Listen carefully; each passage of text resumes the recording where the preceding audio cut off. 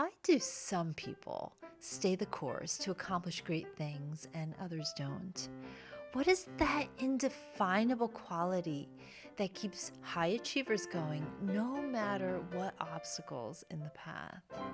You might think that it's because of their talent or some special qualities they have, but what if the answer is more basic than we think? Today, we will dive into grit, the perseverance it takes to stay the course.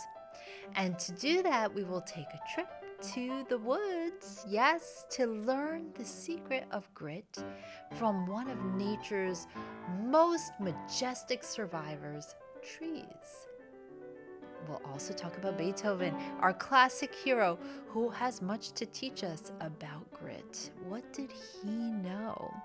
And lastly, I will take you into my practice session as I roll up my sleeves and have to exercise grit through a perilous practice session at the piano as I get ready to record the Appassionata Sonata. Join me for a fun episode. Welcome to Music to Compose You, where the timeless melodies of classical music intertwine with narratives of personal transformation. Join me each week at my Steinway piano on a journey through the symphonies of life. We explore how the power of music shapes our stories, ignites our passions, and leads us towards profound inner growth and physical healing. From the gentle cascades of a Bach prelude to the triumphant crescendo of a Beethoven sonata, each episode will resonate with the melodies of our experiences, inviting you to discover the transformative magic of classical music.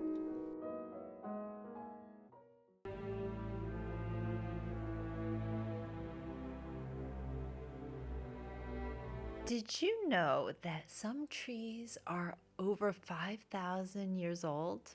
Yes, they don't age. If there is ever a symbol of grit, it's the tree. Trees have a mystery and resilience. Like the poet Mary Oliver wrote, "Good timber does not grow with ease. The stronger wind, the stronger trees. The further sky, the greater length. The more the storm, the more the strength. By sun and cold, by rain and snow, in trees and men, good timbers grow." Today, I am feeling like a weary tree. I'm feeling the wind against me. I'm feeling that resistance kicking in. I'm sure you've felt resistance too at some points of your life. The thing is, all of us will at some point experience this thing called resistance. And the funny thing is that it seems to go hand in hand, oddly enough, when you're aiming to accomplish something great and positive in your life. Resistance holds you back like an anti-gravity device. For me, the resistance today that is holding me back is that I want to record Beethoven's Appassionata Sonata, but there's this inertia holding me back, and it's super frustrating. But one thing I've learned is that behind resistance feeling, there is always an underlying reason. It's usually something psychological lurking in the background. I call it hidden strings. Hidden strings are the reason why resistance shows up in your life like an uninvited guest with dirty clothes on, a filthy mouth, and muddy sneakers, and won't get off your proverbial mental couch. Hidden strings are the mysterious emotional, psychological, and spiritual forces that run your internal programming. I've been struggling with the opening of the Appassionata Sonata, and today I'm taking you inside of what my process looks like in my practice room. But for now, I'm going to clear my mind with a walk in the woods. And as I do so, I am reminded of the Beethoven tree. Beethoven tree, you might ask? Well, it's one of a series of photographs that the composer Ernest Bloch took, where he photographed trees that reminded him of the composers he loved, such as Mozart, Bach, and Beethoven. And this is how his Beethoven tree looked. You could see it's muscular and emerging. You could feel the struggle of that tree breaking through and the majesty. Bach and Beethoven both found refuge in nature. Bach was a Jewish composer whose music you are hearing now. He was born in Switzerland in 1880 and became one of the most significant composers of the 20th century, known for his works blending elements of Romanticism, Impressionism, and Jewish music traditions. Bloch's interest in the camera also led him to meet photographer Ansel Adams and Alfred Stieglitz. Nature was Bloch's refuge. In fact, he got so wrapped up in trees he would feel like he was communicating with them. He talks about the soul of trees. In a letter he wrote, he got so emotional he lay down and cried. He would blend with nature. He was working on this piece we're listening to now called Sacred Service, trying to reach a very deep and universal state. And he says he himself at that point became a tree. He was communing with nature, with the camera, to that depth.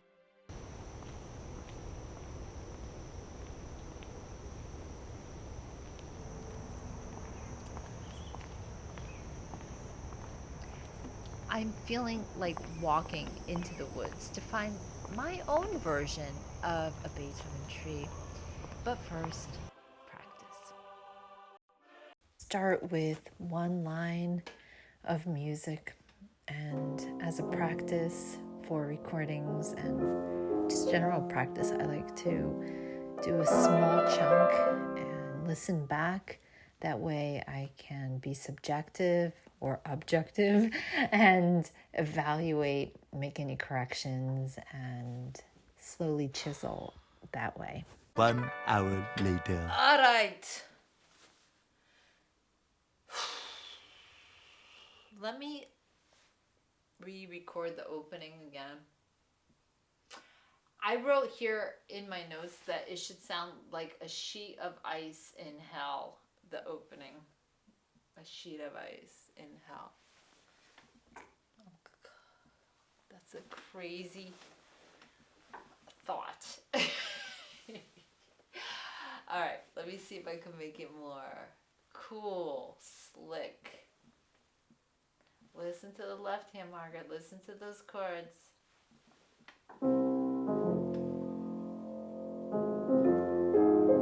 Listen, chords. I don't like the way that ends. It sounds jerky.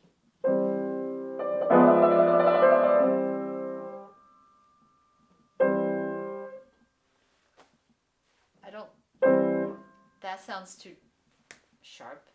If you kind of let go one note at a time, sounds a little bit too murky.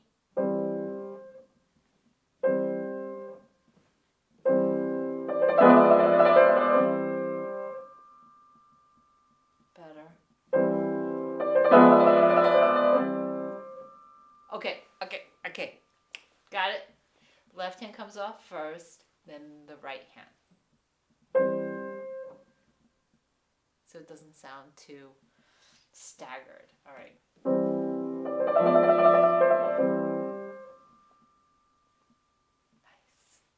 Nice. It's these little things that make me happy.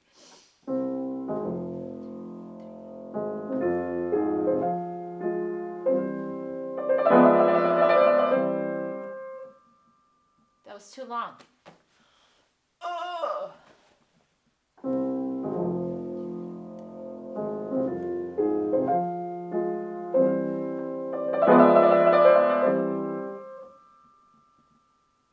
Except I didn't like the trill. All right.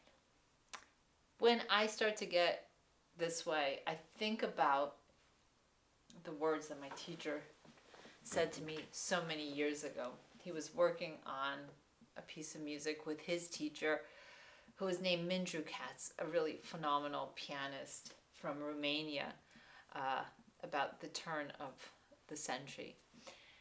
And literally, he talked about how they would spend 2 hours on one measure to get it right, especially the opening measure. And so, yeah, if it takes 20 hours to get it right, it takes 20 hours to get it right. It takes the time it takes. Although I sometimes get really hard on myself with the time it takes to learn things and to really polish things. And I've gotten to the point that I realize that pieces of music stay with you and grow with you and change and transform with you. Because Beethoven himself said that he was unhappy with the way most pianists played his sonatas. So that doesn't bode well. And I guess the argument could be made that the pianos at that time just didn't have the sonorities that he wanted. But I think it's more than that. I think one has to go beyond the notes, go beyond the notation, go beyond what we see on the page and get into that energy where Beethoven was at. Music is so terse at times. As a musician, as a pianist trying to interpret it, it's sometimes like the notes versus you. I'm feeling the struggle. It's an internal tumult, one that has no peace because it could never be perfect enough. I'm feeling a sense of not being able to live up to Beethoven's piano music and his own frustration that he expressed that pianists were not able to live up of his vision of what this music should sound like. Maybe finding my own version of the Beethoven tree as Bloch did would help me unblock, no pun intended, and connect more with the message in the music.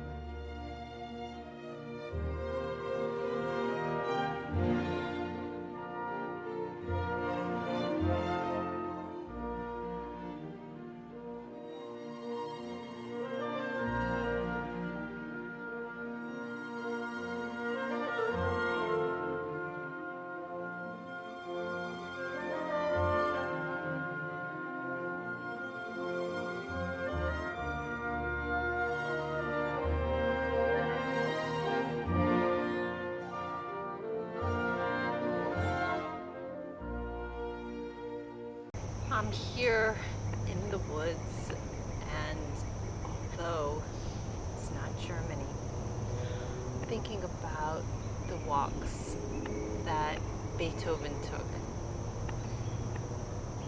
Imagining that every single day, no matter what the weather was, he would take 3 to 4 hours of walks. He composed so much music. He had so much happening in his life, but yet 3 to 4 hours to spend outside communing with nature was something that was non-negotiable to him. And as I'm listening to the early evening bird songs and a little storm has just passed, there's this sort of tranquil feeling in the air. It's super hot July. You can still hear some rumblings in the distance.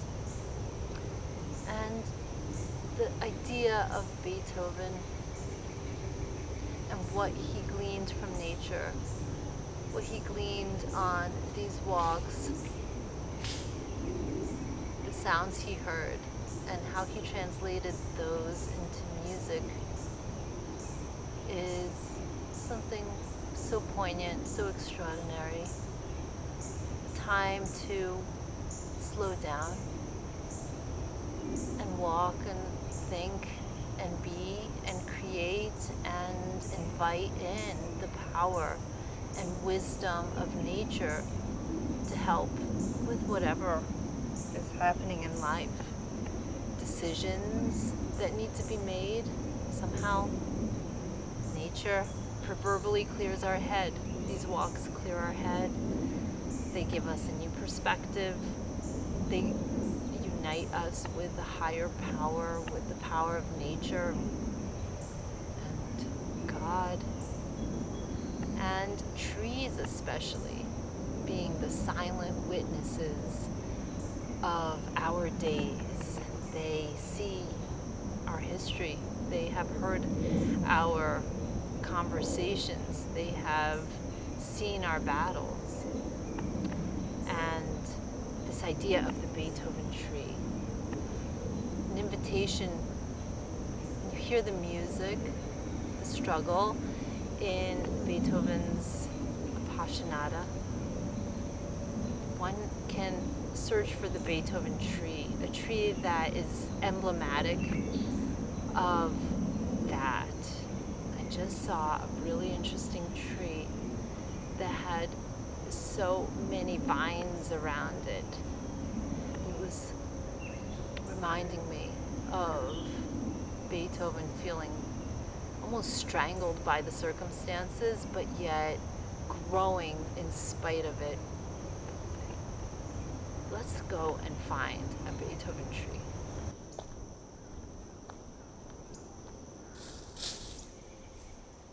For some reason that orange sticks out at me. So bright against the green.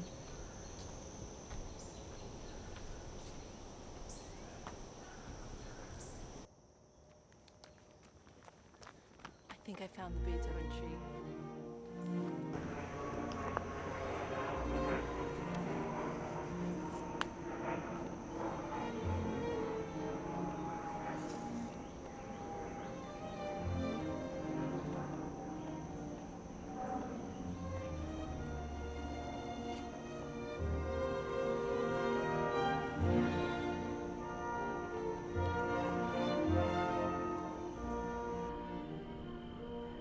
These vines that entangle around this tree feel very Beethovenian to me.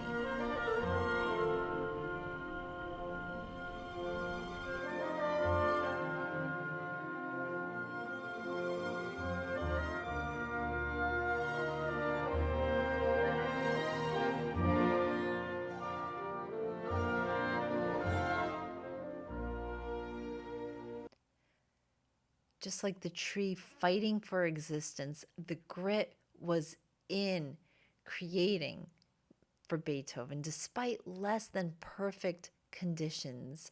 A tangled mess was his life, and sometimes we have to create in the tangled mess. His circumstances is far from perfect, but he's going to stay the course anyway. So I thought I would go back to one of my favorite biographies of Beethoven, the Maynard Solomon, and read excerpts from that suicide note that Beethoven wrote when he was about 28, 29 years old. And it's so poignant about the struggle.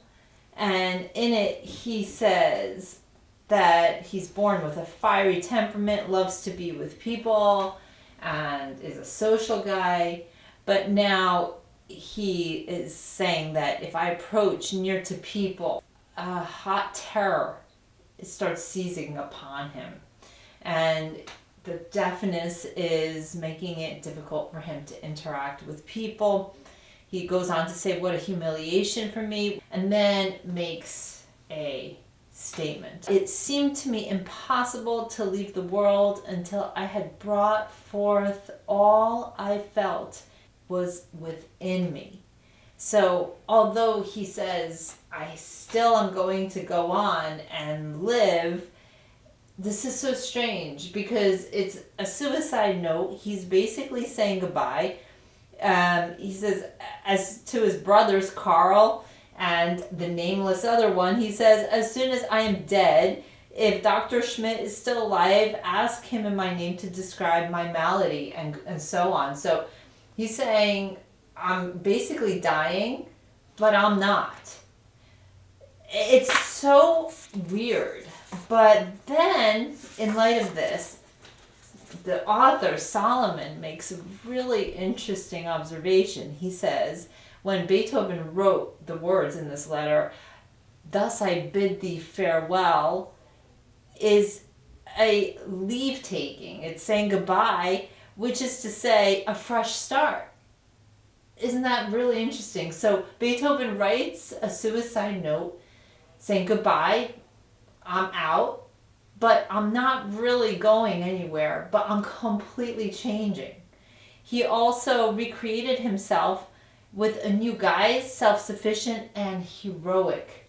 He literally got rid of his old self and he put on his new self. Action eliminates stress. It isn't suffering that leads to hopelessness. It's suffering you think you can't control. That's Angela Duckworth, the author of Grit, The Power of Passion and Perseverance. Now I can play the piece because I have refocused from perfection to oneness, communing with the music. Here now is a fresh approach to one of my most beloved pieces, the Appassionata Sonata of Beethoven, Opus 57, first movement.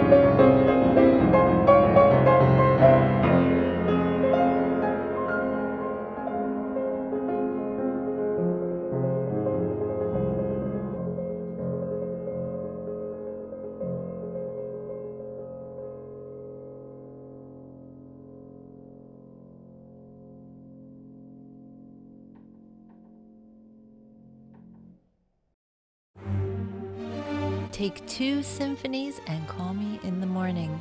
Those are the words expressed by Elena Manis in her book, The Power of Music. My friend, let me ask you a question. Have you been using the power of music in your health and wellness journey? If not, then there's no better time than now to jump in. Because we live in a modern time that is filled with noise, where finding peace and clarity can sometimes seem impossible. However, by tapping into the notes of classical music and the timeless messages of wisdom found within, we have a powerful transformational tool that we can use today. But you might be thinking, well, classical music has never been my thing.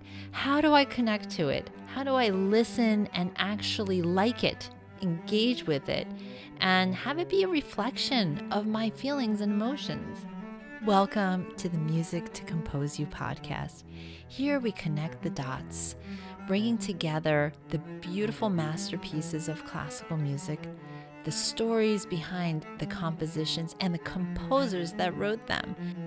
The benefits of classical music are sky high.